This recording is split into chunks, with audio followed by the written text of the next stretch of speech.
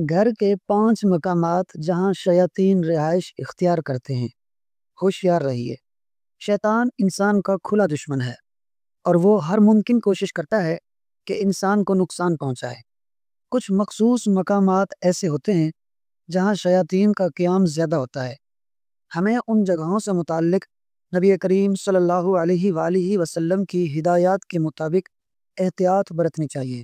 Number 1، غیر استعمال شدہ بستر، شیطان کا ٹھکانہ۔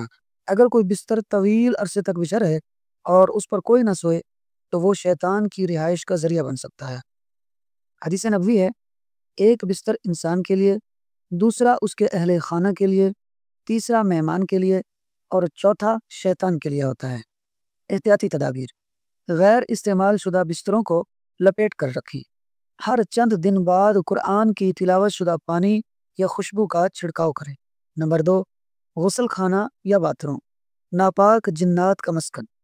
غسل خانہ ان جگہوں میں شامل ہے جہاں شیاطین اور خبیث جنات کا قیام ہوتا ہے، اور نبی کریم صلی اللہ علیہ وآلہ وسلم نے وہاں داخل ہوتے وقت دعا پڑھنے کی تلقین فرمائی ہے۔ حدیث نبوی ہے، بیت الخلاء شیاطین کی آماج گاہ ہیں، اس لیے داخل ہوتے وقت یہ دعا پڑھا کرو: اعوذ باللہ من الخبث والخبائث۔ احتیاطی تدابیر: داخل ہونے سے پہلے مسنون دعا ضرور پڑھیں، باتھ روم میں فضول باتوں سے گریز کریں، دروازہ بند رکھیں اور زیادہ دیر نہ رکیں۔ نمبر 3، لمبے عرصے سے لٹکے ہوئے کپڑے، ممکنہ خطرہ۔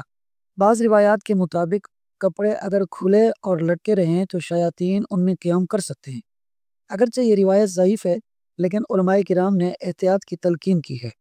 احتیاطی تدابیر: کپڑوں کو تہہ کر کے الماری میں رکھیں، الماری کھول کر سورۃ فاتحہ، آیت الکرسی یا دیگر اذکار پڑھیں، وقتاً فوقتاً خوشبو یا دم کیا ہوا پانی چھڑکیں۔ نمبر 4، انسانی یا حیوانی شکل کے مجسمے اور تصویریں، ملائکہ کی غیر موجودگی۔ ایسی تصاویر اور مجسمے جن میں جاندار مخلوق کے چہرے واضح ہوں، ان کی موجودگی میں فرشتوں کے گھر میں داخل ہونے سے مانع بنتی ہے۔ حدیث نبوی ہے، فرشتے اس گھر میں داخل نہیں ہوتے جس میں کتا یا مجسمے ہوں۔ احتیاطی تدابیر: ایسے مجسموں یا تصاویر سے بچیں جن میں چہرہ واضح ہو۔ اگر رکھنا ضروری ہو تو چہرہ ڈھانپ دیں یا مٹا دیں۔ نمبر 5، آگ جلنے کی جگہ یعنی چولہا یا انگیٹھی، ممکنہ کشش کی جگہ۔ شیطان چونکہ آگ سے پیدا کیا گیا ہے، علماء کی رائے ہے کہ وہ آگ سے متعلق جگہوں کو پسند کرتا ہے۔ اگرچہ اس پر کوئی صریح حدیث نہیں، لیکن احتیاط بہتر ہے۔ احتیاطی تدابیر: چولہا جلاتے یا بند کرتے وقت بسم اللہ پڑھیں، چولہے کو صاف رکھیں اور موقع بموقع دم شدہ پانی چھڑکیں۔ اختتامی دعا: اے اللہ، ہمارے گھروں کو نور، برکت اور سلامتی کا گہوارہ بنا اور ہمیں شیاطین کے شر سے محفوظ فرما۔ آمین یا رب العالمین۔